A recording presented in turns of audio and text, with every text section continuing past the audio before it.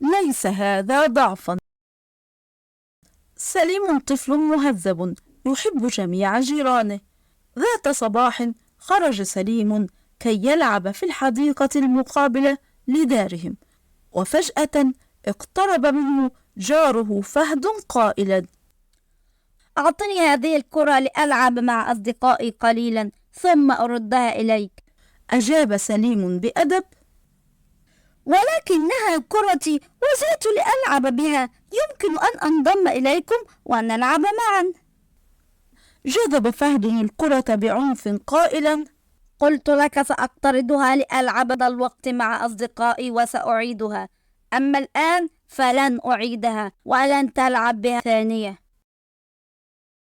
ظهرت علامات الغضب على وجه سليم وهو يقول: إذا سمحت أعد إلي كرتي.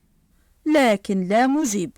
في اليوم التالي فوجئ سليم في المدرسة بفهد يطلب منه شطيرته بالطريقة نفسها التي أخذ بها الكرة، قائلا: أعطني هذه الشطيرة فلقد نسيت أن أحضر طعامي.